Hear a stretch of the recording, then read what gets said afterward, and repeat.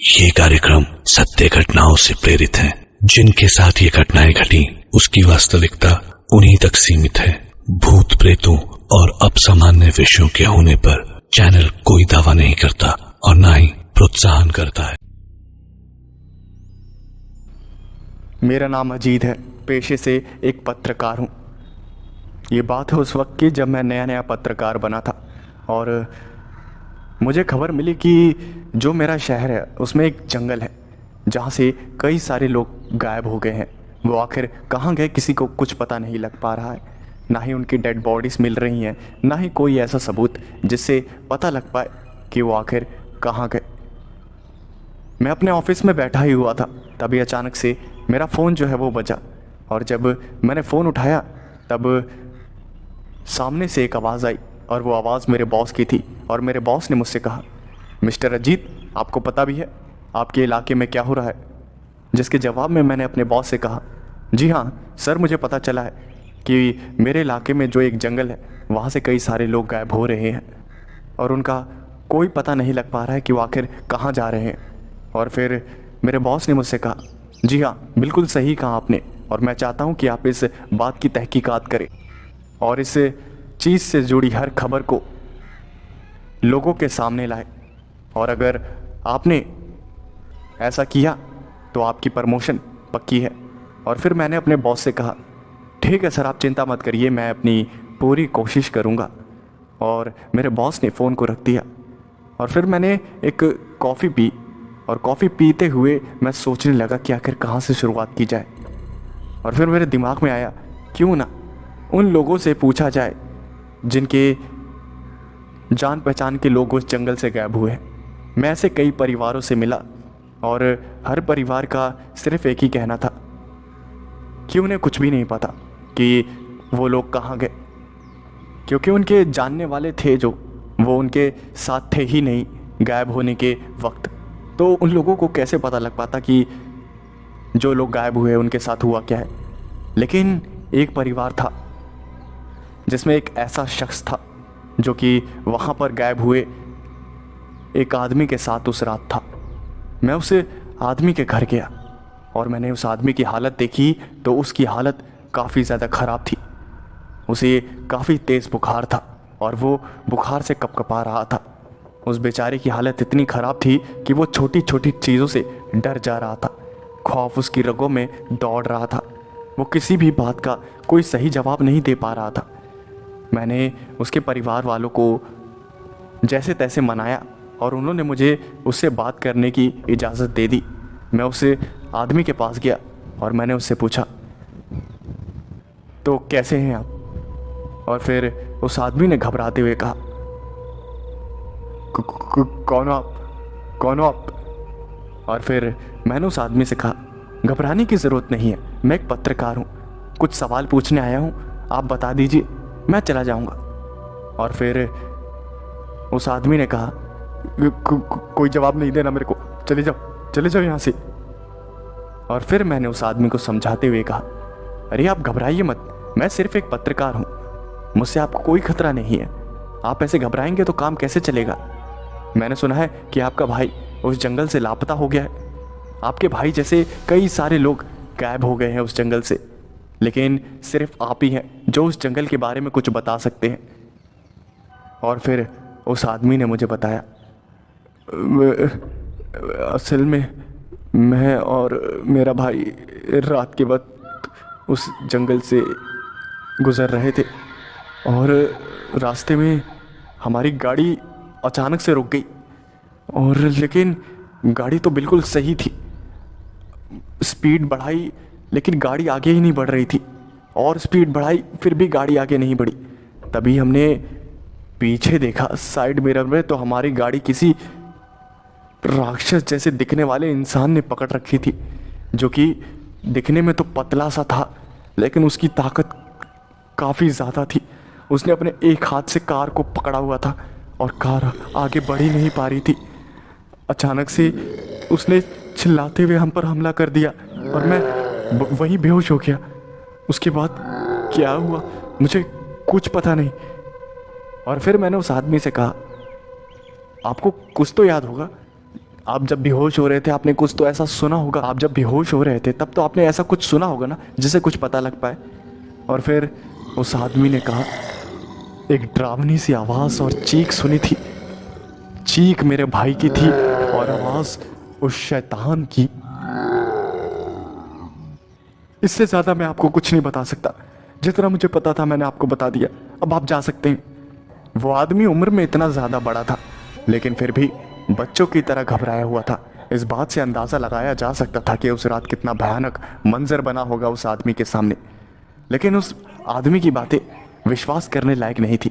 उसके कहने के मुताबिक कि जब वो और उसका भाई उस जंगल से गुजर रहे थे तभी उनकी कार रुक गई, और कार जब आगे नहीं बढ़ रही थी तब उन्होंने साइड मिरर में देखा तो एक राक्षस ने उनकी कार को पीछे से पकड़ा हुआ था, और वो भी एक हाथ से।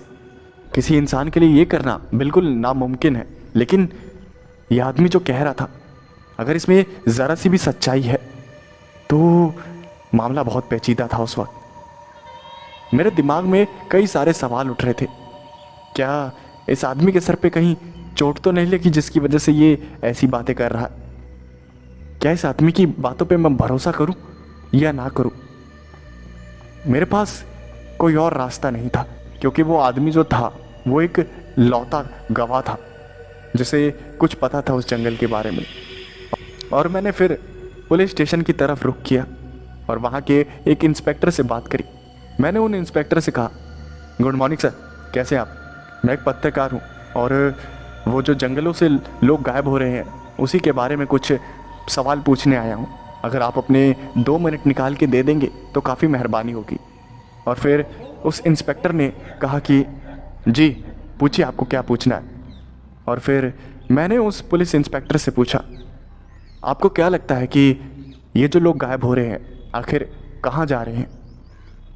और फिर उन पुलिस इंस्पेक्टर ने बताया, देखिए अभी तक जितना मैं पता लगा पाया हूँ उस हिसाब से कोई इंसान इन सब चीज़ों के पीछे नहीं है। हो सकता है कोई जंगली जानवर उस जंगल में घुस आया है। वहाँ जंगली जानवर तो वैसे होते नहीं हैं, लेकिन हो सकता है कहीं से भाग कर आया हो। लेकिन ये काफ़ी अजीब बात है, क्योंकि आसपास कोई ऐसा जंगल नहीं है जिसमें जानवर रहते हों जंगली, और किसी चिड़ियाघर से जानवर गायब होने की भी कोई खबर नहीं आई है। तो अभी कुछ कहा नहीं जा सकता।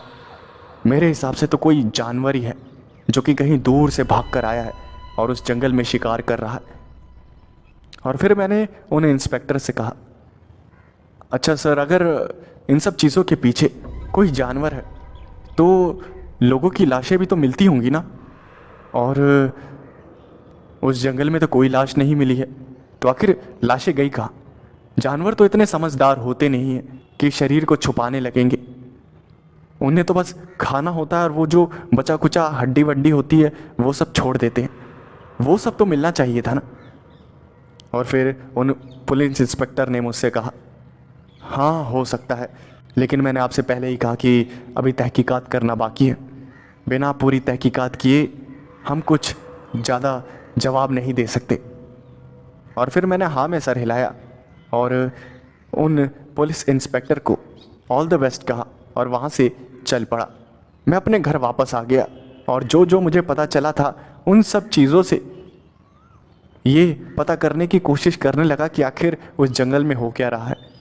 उस आदमी का कहना था कि कोई राक्षस था जो कि दिखने में काफ़ी ज़्यादा पतला था, और वहीं उन पुलिस इंस्पेक्टर का कहना था कि कोई जानवर था। मेरे दिमाग में काफ़ी सारे सवाल और उलझने थी। कुछ समझ नहीं आ रहा था कि आखिर माजरा क्या है। और फिर मेरे दिमाग में आया, क्यों ना उस जंगल में जाया जाए और कुछ कैमरा लगा दिए जाए। अगर कुछ रिकॉर्ड हो गया तब तो मज़ा ही आ जाएगा। और मैंने कुछ कैमरास को ख़रीदा और कैमरास को ख़रीद के मैं शाम के वक्त उस जंगल की तरफ गया और वो जो कैमरास थे उन्हें फ़िट कर दिए। कैमरास को फिट करने के बाद मैं वहाँ से अपने घर वापस आ गया और बेसब्री से इंतज़ार करने लगा अगली सुबह का, क्योंकि मैं अगली सुबह जाकर उन कैमरास की जो फुटेज थी उन्हें चेक करने वाला था। मुझे आज भी याद है वो रात। मैं रात भर सोया नहीं था, मुझे बेचैनी हो रही थी और मुझसे सब्र हो ही नहीं रहा था। मैं काफ़ी ज़्यादा एक्साइटेड था कि जैसे ही सुबह हो मैं जाकर फुटेज को चेक करूं और उस जंगल का जो रहस्य है उसे सुलझा दूं।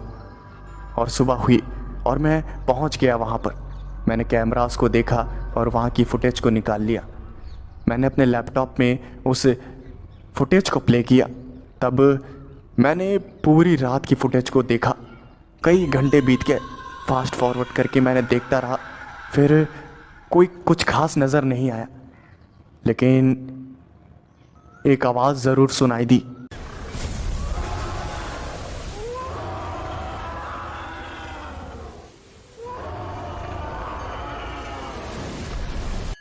और वो आवाज़ काफ़ी ज़्यादा अजीब थी।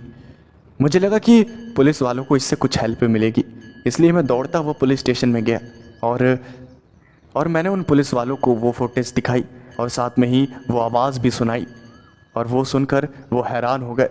उन्होंने मुझसे कहा, आपने काफ़ी अच्छा काम किया, इस आवाज़ से शायद हम कुछ पता लगा सकते हैं। हम किसी फॉरेस्ट एक्सपर्ट को दिखाते हैं, अगर वो इस आवाज़ को सुनेगा तो वो बता पाएगा कि कौन सा जानवर है जो कि हमारी नज़रों से अभी तक छुपा हुआ है। उन्होंने मेरी काफ़ी तारीफ़ करी और मैं काफ़ी खुश भी था। शाम हुई और फिर मैं वापस इंतज़ार करने लगा कि कुछ ना कुछ आज रात भी शायद रिकॉर्ड हो जाएगा। और फिर अगली सुबह मैं वापस से निकल गया कैमरास की फुटेज को चेक करने के लिए। और जब मैं वहाँ गया तो मैंने देखा जो मेरे कैमरास थे जिन्हें मैंने फिट किया था वो ज़मीन पर पड़े हुए थे और उनको चकनाचूर कर दिया गया था, जिसे देखकर मैं काफ़ी ज़्यादा घबरा गया कि आखिर ये काम किसने किया।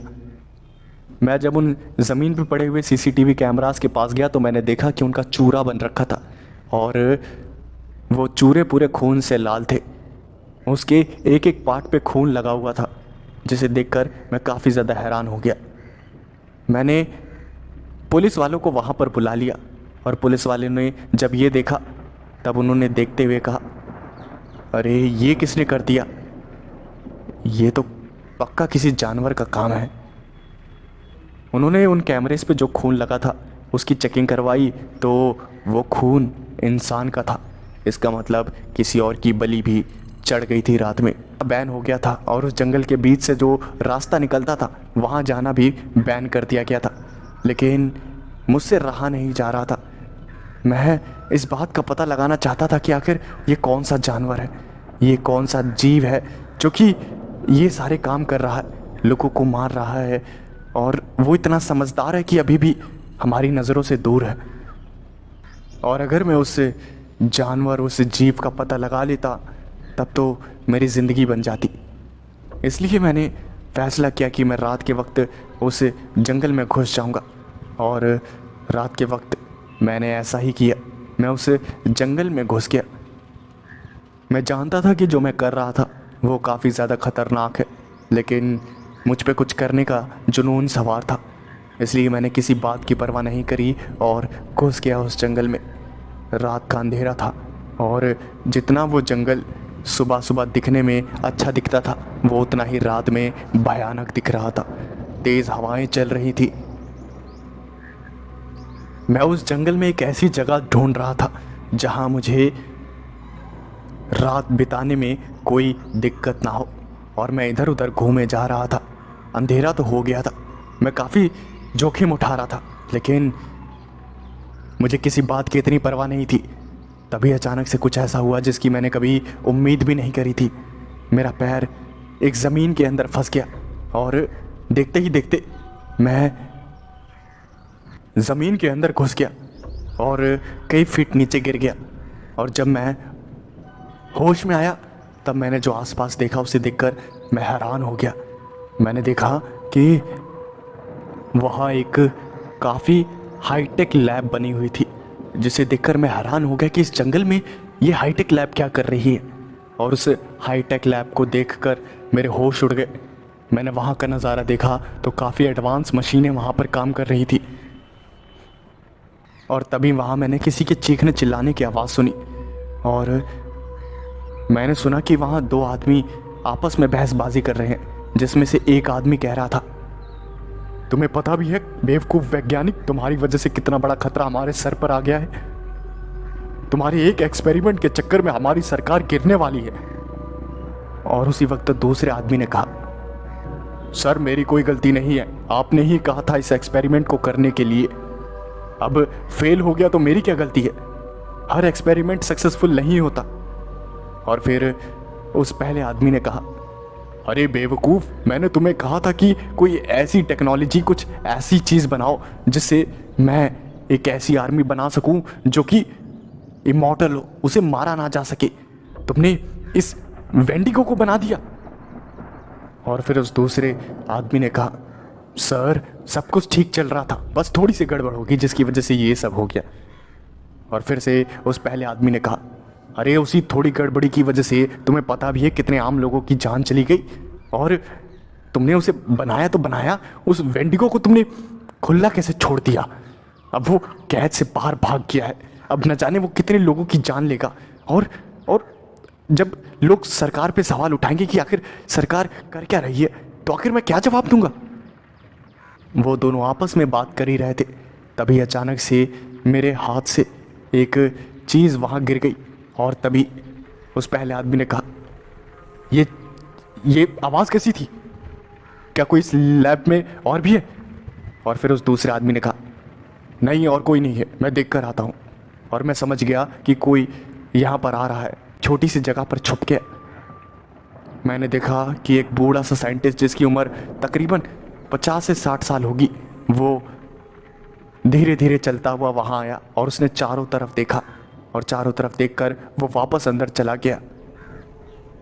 और तभी वहाँ पर एक सूट पहना हुआ आदमी आया, जिसे देखकर मेरी आंखें खुली की खुली रह गई, क्योंकि वो आदमी और कोई नहीं, हमारे देश के बहुत बड़े नेता थे जिनकी सरकार थी। वो वहाँ पर आए और ठीक मेरे बगल से गुजरे, लेकिन मेरी किस्मत थी कि उनकी नज़र मेरे पे नहीं गई। और वो वहाँ से गुजरते हुए एक लिफ्ट में गए और वहाँ उन्होंने कुछ कोड दबाए।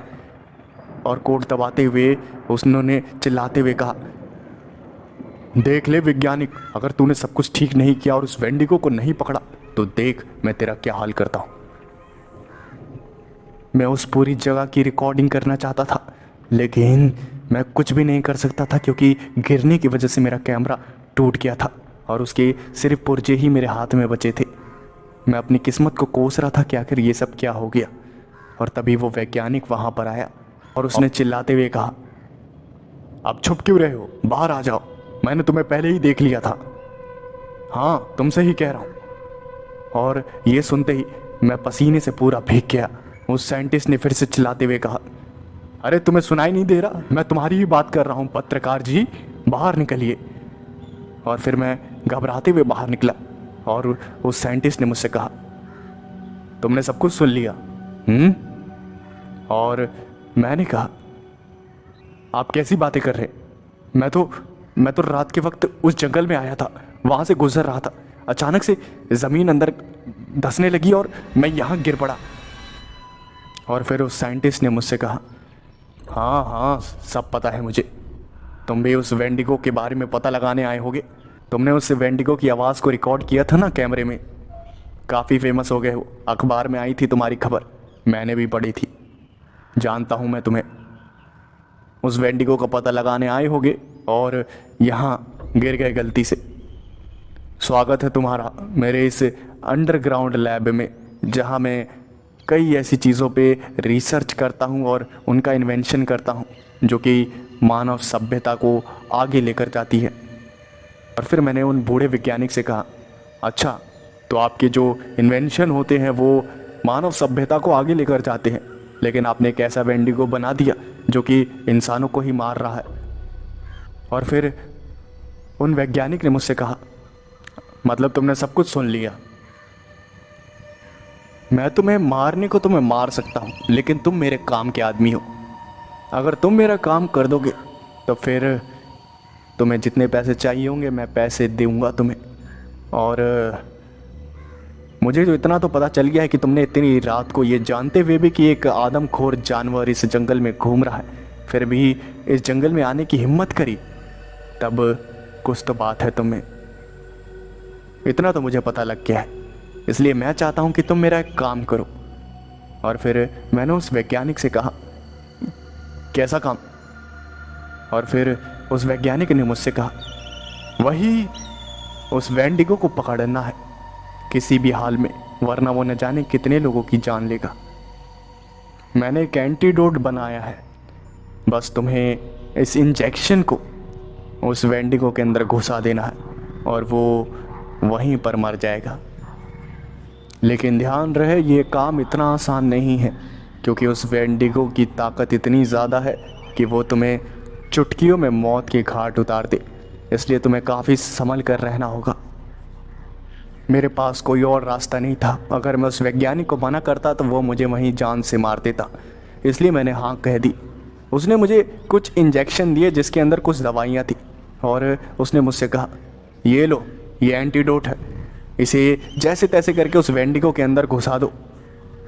वो देखो लिफ्ट सामने है, वहाँ से ऊपर चले जाओ, कोड है 263।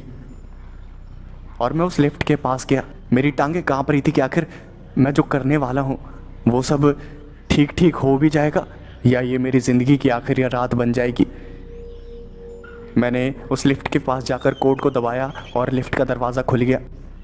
मैं उस लिफ्ट के अंदर चला गया और कुछ ही सेकंड्स में मैं कब ऊपर पहुंच गया मुझे कुछ भी पता नहीं चला।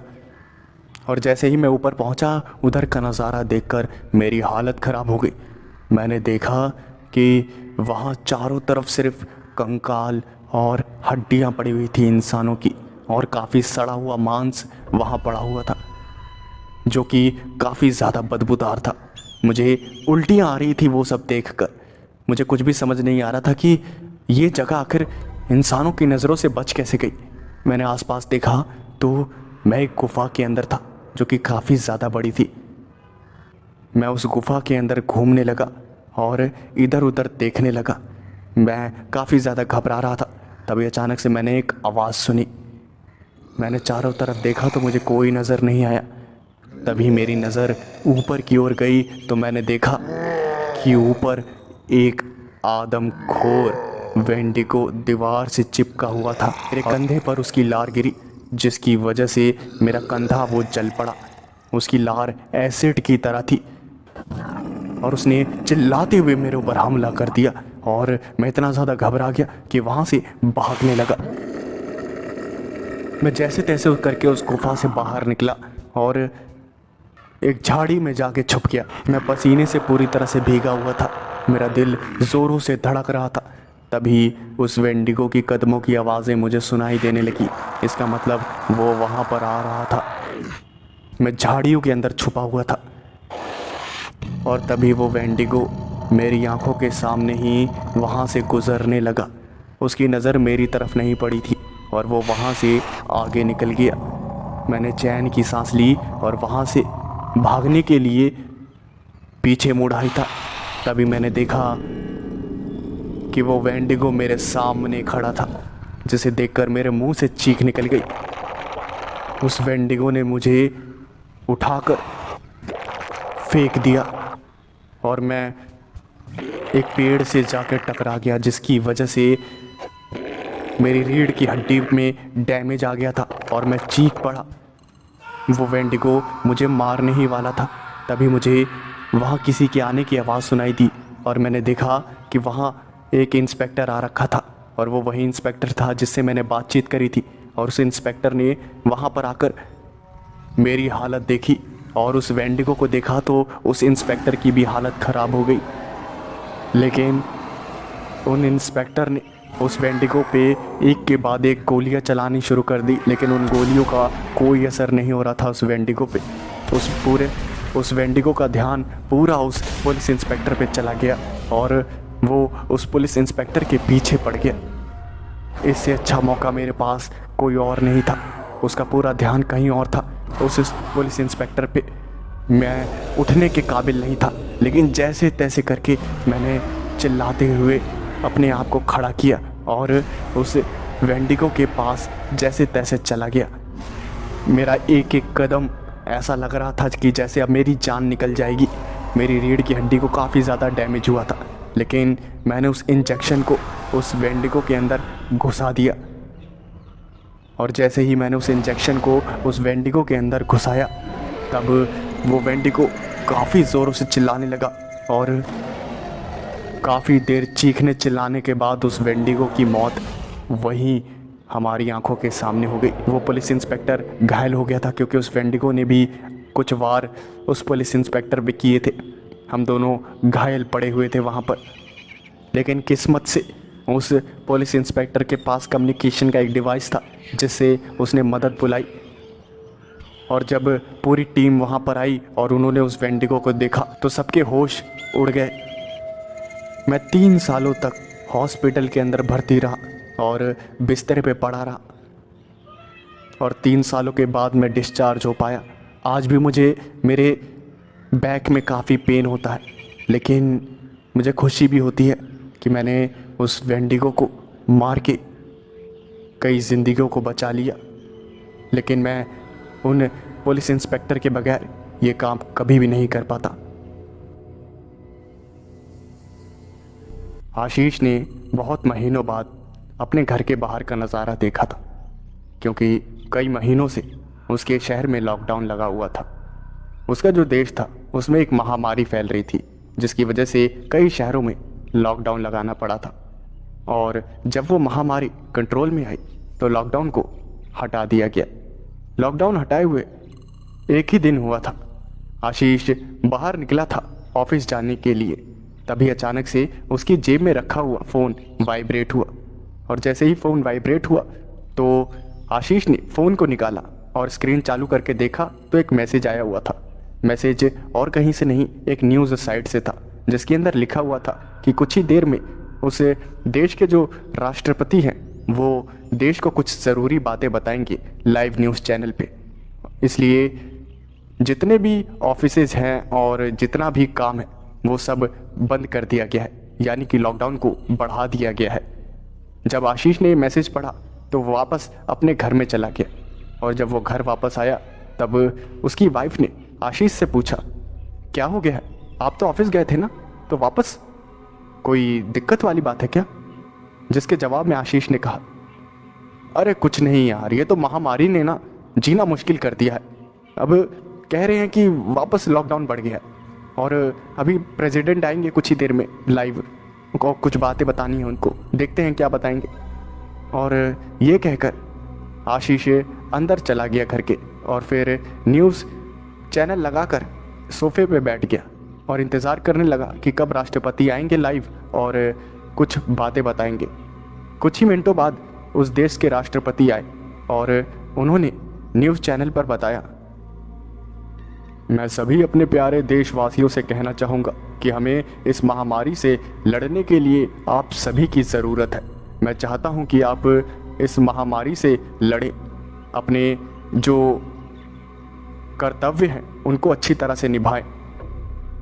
हम ज़रूर इस महामारी को हराकर अपने देश को बचा लेंगे और जल्द से जल्द वापस दुनिया की रेस में सबसे आगे होंगे। किसी को घबराने की ज़रूरत नहीं है, मेरी सरकार पूरी तरह से आपके साथ है। आगे की बातें हमारे महान वैज्ञानिक बताएंगे। उसके बाद एक वैज्ञानिक लाइव आए और उन्होंने कुछ बातें बताई। मेरे प्यारे देशवासियों, मैं साइंटिस्ट विक्रम आप सभी को कुछ बातें बताना चाहता हूँ। जैसा कि आप सभी जानते हैं, हमारे देश में एक महामारी फैली हुई है, लेकिन वो महामारी कुछ भी नहीं है। उससे ज़्यादा जो भयानक महामारी है वो अब फैलने वाली है, जिसके अंदर इंसान बेकाबू हो जाता है और वो अपना मानसिक संतुलन खो देता है और वो मार काट करने लगता है और वो आदमखोर भी बन जाता है। हमने कई ऐसे लोगों को पकड़ा है जिनमें ये लक्षण नज़र आए हैं, लेकिन हमें ये नहीं पता कि वो बीमारी कहाँ कहाँ तक फैल गई है।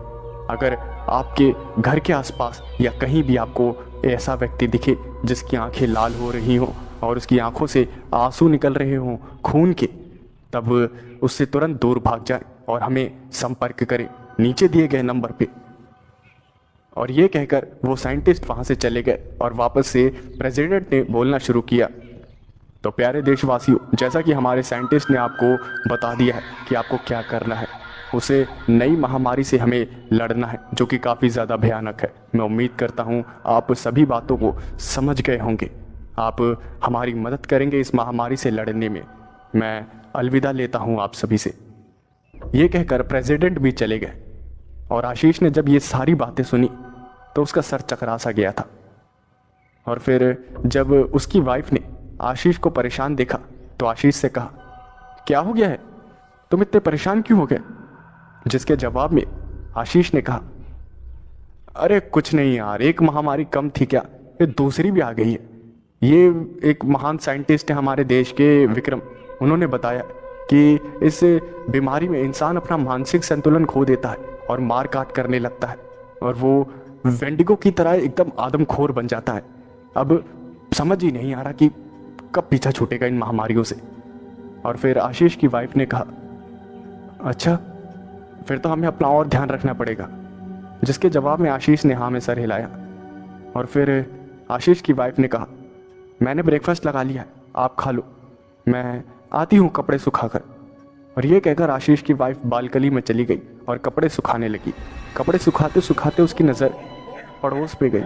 पड़ोस के घर में एक आदमी था, वो काफ़ी बुरी तरह से खांस रहा था और खांसते हुए उसके मुंह से खून निकल रहा था और उसकी आंखों से भी लाल आंसू निकल रहे थे।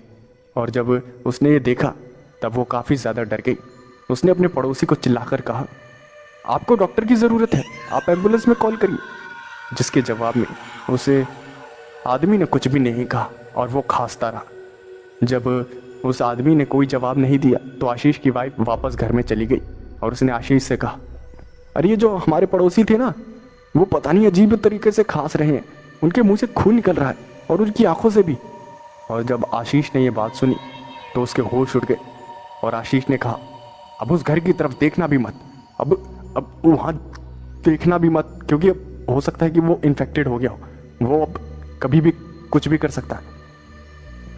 आशीष ने तुरंत अपना फ़ोन निकाला और जो नंबर दिया गया था टीवी पे उस नंबर को मिलाया। और जैसे ही रिंग हुई और सामने से किसी ने फ़ोन उठाया तो आशीष ने कहा, हेलो हेलो, हेल्पलाइन नंबर। ये नंबर मुझे टीवी स्क्रीन पे दिखा था जब वो महान साइंटिस्ट विक्रम जी हमें बता रहे थे महामारी के बारे में। मैं आपसे बताना चाहता हूँ कि हमारे घर के पड़ोस में एक आदमी है जिसे यही सब सिम्टम्स दिखाई दिए हैं, उसकी आंखों से लाल खून निकल रहा है और वो खांसे जा रहा है। और जब आशीष ने ये सारी बातें बोली तो सामने से आवाज़ आई, आप अपना एड्रेस बताइए, हम जल्दी से जल्दी वहाँ पहुँच रहे हैं। और जब आशीष ने यह बात सुनी तो उसने अपना एड्रेस बताया और कुछ ही मिनटों में एक गाड़ी वहाँ पर पहुँच गई और उसे गाड़ी से कई सारे सूट पहने हुए लोग निकले। और उन सूट पहने लोगों में से एक बंदे ने पूछा, कौन सा घर है? और फिर आशीष ने हाथ से इशारा करते हुए कहा, वो वाला घर है।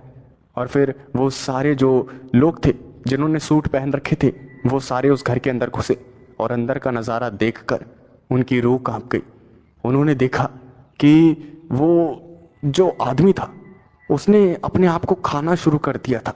उसने अपना पूरा एक हाथ खा लिया था। उसका पूरा जो मुंह था वो खून से सना हुआ था। उसकी आंखों से लाल आंसू बह रहे थे और वो पागलों की तरह हंस रहा था और अपने हाथ को ही खा रहा था। और फिर उन लोगों में से एक आदमी बाहर आया और उसने एक बंदूक निकाली और उस आदमखोर बन चुके आदमी को मार दिया और उस आदमी की वहीं मौत हो गई। उसकी लाश को पैक करके वहाँ से गाड़ी में बंद करके ले जाया गया और जाते जाते वो आदमी बोल कर गया, सर मैंने बहुत बचाने की कोशिश करी लेकिन ये बचाने की हालत में नहीं था, इसका मरना ही ठीक था, मैंने इनको शूट कर दिया, मैंने मार दिया इनको और मैं चाहता हूँ कि आप इस घर से बहुत दूर रहें। हो सकता है ये इन्फेक्टेड हो गया हो ये घर और मैं इसको पूरा सैनिटाइज करवा दूंगा, लेकिन भलाई इसी में है कि आप इस घर से दूर रहें। जिसके जवाब में आशीष ने हाँ में सर हिलाया और फिर आशीष ने अपनी वाइफ से कहा, सुना ना इन्होंने क्या कहा, बालकनी में जाने की भी ज़रूरत नहीं है, अपने घर के अंदर ही रहना, समझी? जिसके जवाब में आशीष की वाइफ ने हाँ में सर हिलाया। धीरे धीरे शाम हुई और आशीष ने अपनी वाइफ से कहा, और बताओ जाने मन क्या बना रही हो खाने में आज? और फिर आशीष की वाइफ ने कहा, अरे कुछ समझ ही नहीं आ रहा, चावल ख़त्म हो गए हैं, राशन भी ख़त्म ही हो गया लगभग, लाना पड़ेगा। और फिर आशीष ने कहा, ठीक है मैं जाता हूँ, लेकर आता हूँ। और आशीष ये कहकर अपनी बाइक पर सुपरमार्केट की ओर बढ़ गया। सुपरमार्केट में जाते ही उसने देखा कि कई सारे लोग खाना ले रहे थे। खाने का सामान लेने की होड़ मची हुई थी। हर कोई जितना हो सके उतने खाने को ले रहा था, क्योंकि सबको पता था कि महामारी फैल चुकी है और इस बात का कोई पता नहीं है कि वो कब तक चलेगी, इसलिए हर कोई अपने खाने का बंदोबस्त कर रहा था। फिर आशीष ने भी ढेर सारा खाने का सामान और राशन ले लिया। और राशन लेने के बाद और जब उसने काउंटर पे पेमेंट कर दिया और सामान लेकर सुपरमार्केट से बाहर जा ही रहा था, तभी उसने ध्यान दिया कि बिलिंग काउंटर पे बैठा हुआ बंदा है, वो कुछ अजीब हरकतें कर रहा है और आशीष उसे ही घूरने लगा। आशीष जब उस आदमी को घूर रहा था तब उस सुपरमार्केट के सिक्योरिटी गार्ड ने आशीष से पूछा, क्या हुआ सर? और फिर आशीष ने कहा, कुछ न मत कहो, उस आदमी को देखो जो बिल बना रहा है। और जब सिक्योरिटी गार्ड ने उस आदमी को देखा तब उसने महसूस किया कि वो जो बिल बनाने वाला आदमी है उसके हाथ कँपा रहे हैं और धीरे धीरे उसकी आंखें जो हैं वो लाल होने लगी और उसकी आंखों से लाल खून बहने लगा। आशीष ने चिल्लाते हुए कहा, सब दूर हटो इससे, ये इन्फेक्टेड हो गया है।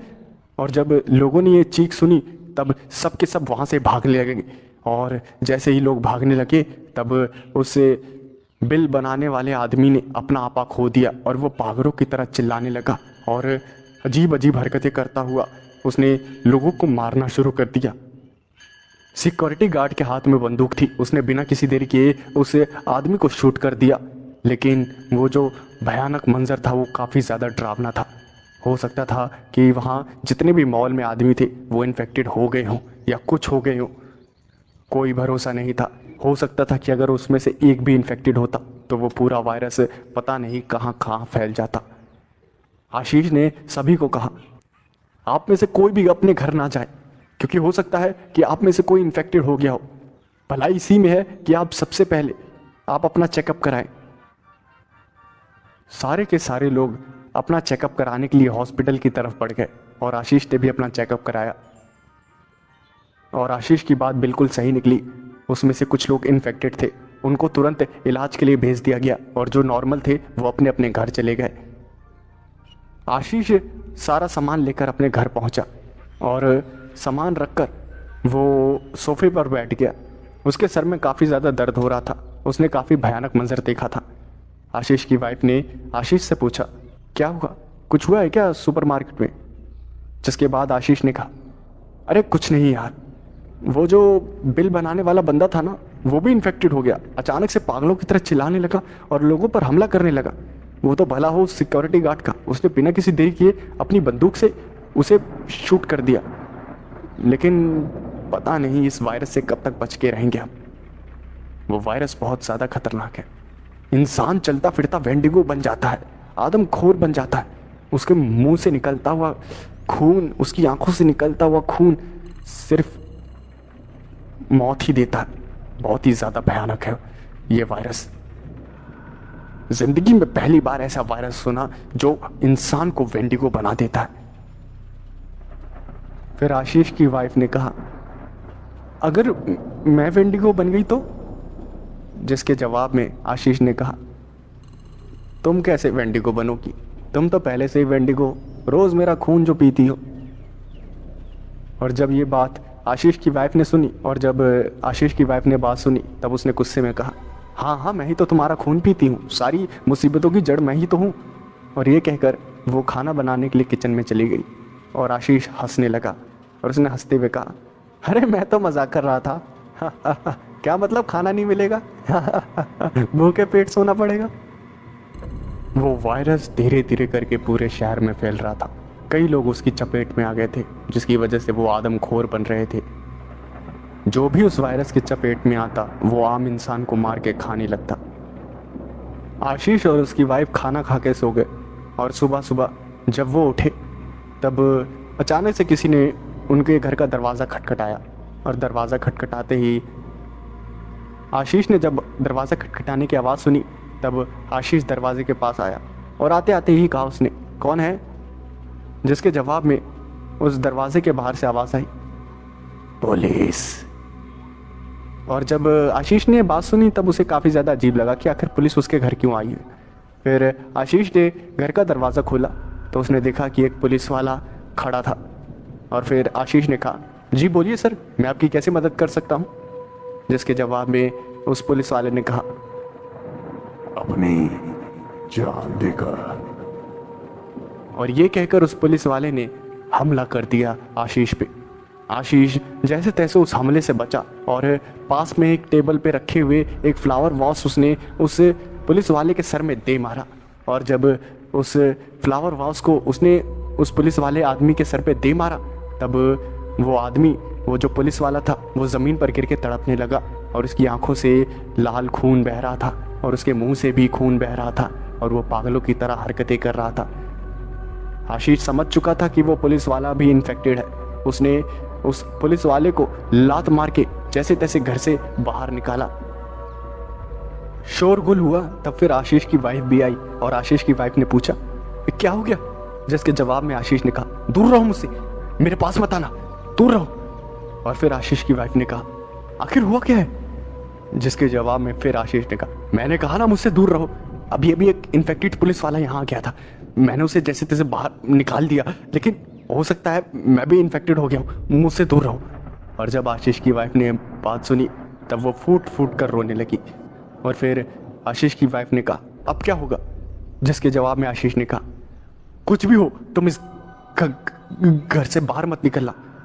और ये कहकर आशीष उस घर से बाहर भाग गया और अपने फ़ोन को निकालकर उसने उसी नंबर पे डायल किया और एक गाड़ी वहाँ पर आ गई। गाड़ी के आते ही आशीष ने उन लोगों को सारी बातें बताई। आशीष को उन लोगों ने अपने साथ गाड़ी में बैठाया और गाड़ी में बैठाकर उसे अपनी लैब में लेकर चले गए। उस लैब के अंदर आशीष के ऊपर काफ़ी ज़्यादा रिसर्च की गई और टेस्ट किए गए और टेस्ट में सब कुछ नॉर्मल निकला। आशीष ने हाथ जोड़कर भगवान को शुक्रिया कहा, लेकिन वहाँ के जो साइंटिस्ट थे उन्होंने बताया, आप नॉर्मल तो है लेकिन पता नहीं कब तक नॉर्मल रहेंगे, क्योंकि शहर में वो वायरस धीरे धीरे बढ़ता जा रहा है और कोई उम्मीद नहीं है कि ये वायरस रुक पाएगा। हमारे पास अभी इसका कोई एंटीडोट नहीं है, सिर्फ प्रोटेक्शन ही इस बीमारी से लड़ने का उपाय है। और ये कहते कहते उस साइंटिस्ट की आंखों से वही खून के आंसू बहने लगे और उसके मुंह से खून बहने लगा और वो चिल्ला पड़ा और चिल्लाते हुए उसने लोगों को मारना शुरू कर दिया।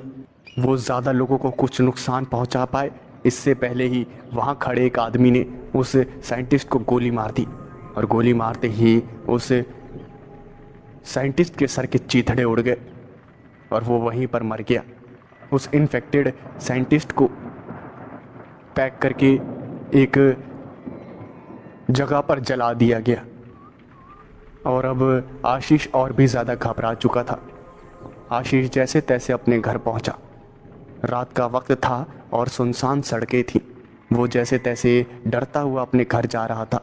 घर जाते जाते उसने एक अंधेरी गली में एक बूढ़ी औरत को देखा और वो बूढ़ी औरत डस्टबिन के बगल में बैठी हुई थी। आशीष ने सोचा कि शायद उस बूढ़ी औरत को मदद की ज़रूरत है, इसलिए वो उस बूढ़ी औरत के पास गया और उसने कहा, अम्मा क्या आपको मदद की ज़रूरत है? जिसके जवाब में उस बूढ़ी औरत ने हाँ में सर हिलाया और उसे हाथों से इशारा करके अपने पास बुलाया। और आशीष जैसे ही उस बूढ़ी औरत के पास गया, उस बूढ़ी औरत ने जब आशीष पे हमला किया तो आशीष काफ़ी ज़्यादा घबरा गया, लेकिन उसे ये समझने में देर नहीं लगी कि वो बूढ़ी औरत भी इन्फेक्टेड है।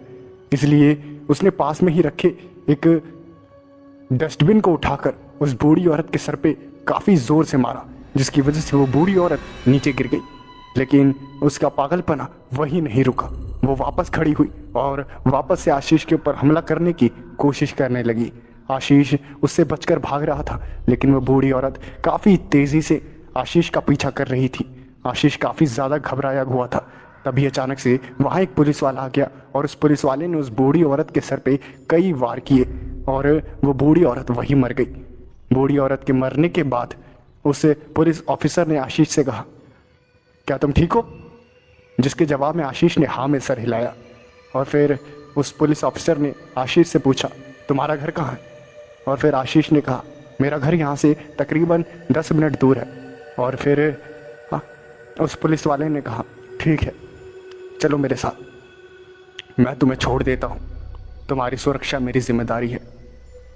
फिर आशीष ने उस पुलिस वाले को सैल्यूट किया और वो दोनों साथ में आशीष के घर की तरफ बढ़ने लगे। तभी अचानक से कई सारे इन्फेक्टेड लोगों ने पुलिस वाले पे हमला कर दिया और आशीष पे भी। लेकिन पुलिस वाले के पास बंदूक थी, जिसकी वजह से उसने वहाँ पर जितने भी इन्फेक्टेड पर्सन थे सबको शूट कर दिया और वो वहीं पर ढेर हो गए। लेकिन एक इन्फेक्टेड पर्सन ने उस पुलिस ऑफिसर के मुंह पे थूक दिया, जिसकी वजह से वो पुलिस ऑफिसर भी कुछ ही मिनटों में इन्फेक्शन का शिकार हो गया और उसकी आंखें भी लाल हो गई और उसकी आंखों से खून और मुंह से खून निकलने लगा। और वो उस पुलिस ऑफिसर ने हमला कर दिया फिर आशीष के ऊपर। आशीष अपनी जान बचाकर घर की तरफ भागा। घर के अंदर घुसने के बाद उसने अपनी वाइफ को आवाज़ लगाना शुरू किया, लेकिन उसकी वाइफ कोई जवाब नहीं दे रही थी। आशीष काफ़ी ज़्यादा घबराया हुआ था कि आखिर उसकी वाइफ जवाब क्यों नहीं दे रही है। तब तक आशीष को एक आवाज़ आई और जब उसने पीछे मुड़कर देखा तो उसके घर के दरवाजे पे काफ़ी कोई ज़ोर ज़ोर से मार रहा था। तभी किसी ने एक ज़ोरदार हमला उसके घर के दरवाजे पे किया और उसके घर का दरवाज़ा धड़ाम से टूट गया। और दरवाज़ा तोड़ने वाला और कोई नहीं, वही इन्फेक्टेड पुलिस ऑफिसर था। वो पुलिस ऑफिसर घर के अंदर घुस गया और आशीष के पीछे पड़ गया। वो आशीष के ऊपर हमला करना चाहता था, लेकिन आशीष जैसे तैसे बच रहा था। आशीष बचते हुए अपने घर के बेसमेंट में घुस गया, जहाँ उसने देखा कि उसकी वाइफ एक कोने में बैठकर रो रही है। आशीष ने अपनी वाइफ से कहा, क्या हुआ, तुम रो क्यों रही हो? जिसके जवाब में आशीष की वाइफ ने कुछ भी नहीं कहा और आशीष अपनी वाइफ के पास आया और उसने अपनी वाइफ से कहा, अरे हुआ क्या है, तुम ठीक तो हो? और फिर आशीष की वाइफ और भी ज़्यादा ज़ोर से रोने लगी। तभी वो इन्फेक्टेड पुलिस वाला वहाँ पर आ गया और उस इन्फेक्टेड पुलिस वाले ने आशीष के ऊपर हमला करने की कोशिश की, लेकिन उससे पहले ही आशीष की वाइफ ने उस पुलिस वाले को जान से मार दिया। और फिर पता चला कि आशीष की वाइफ भी इन्फेक्टेड हो चुकी है। आशीष की वाइफ की आंखों से लाल खून बह रहा था और वो पागलों की तरह रोते हुए कह रही थी आशीष को, यहाँ से दूर चले जाओ, यहाँ से दूर चले जाओ, मैं इन्फेक्टेड हो गई हूँ, मैं तुम्हें मार दूंगी, मैं ज़्यादा देर अपने आप को रोक नहीं सकती, पता नहीं मुझे अंदर से क्या हो रहा है, कोई मुझे अंदर से कंट्रोल कर रहा है। आशीष ने जब ये सुना तब वो रोने लगा। अब उसके पास कोई रास्ता नहीं था, वो वहाँ से बाहर निकलने के लिए भागा, लेकिन रास्ते में ही उसके पैर रुक गए। उसे समझ नहीं आ रहा था कि वो अपनी वाइफ को छोड़कर भागे कि नहीं भागे। आशीष की वाइफ रो रही थी, चिल्ला रही थी, आशीष से रहा नहीं किया। आशीष वापस से अपनी वाइफ के पास आया और उसने अपनी वाइफ से कहा, मैं तुम्हें ठीक कर दूंगा, तुम मेरे साथ चलो, तुम मेरे साथ चलो। जिसके जवाब में आशीष की वाइफ ने कहा, इस बीमारी का कोई इलाज नहीं है, या तो मुझे मरना पड़ेगा या तो मैं तुम्हें मार दूंगी, इसलिए यहाँ से भाग जाओ। आशीष का दिल नहीं मान रहा था और वही हुआ जिसका डर था। आशीष की वाइफ ने अपने ऊपर से काबू खो दिया और आशीष की वाइफ भी पागल हो गई। उसने उस पुलिस इंस्पेक्टर के हाथ में जो गन थी उसको उठा लिया और वो आशीष को फायर करके मारने ही वाली थी। उससे पहले ही उसके हाथ अपने आप रुक गए और उसने रोते हुए अपनी कनपट्टी पे बंदूक लगा दी और आशीष को आई लव यू बोलकर उसने अपने आप को ही जान से मार दिया। आशीष ने जब ये देखा तब उसकी आंखों में आंसू आ गए और आशीष की आंखों में भी खून के आंसू आने लगे थे। इसका मतलब आशीष भी इन्फेक्टेड हो गया था। आशीष के पास भी अब कोई रास्ता नहीं था। उसने अपनी वाइफ को किस किया और किस करने के बाद उसी बंदूक से अपने आप को शूट कर लिया।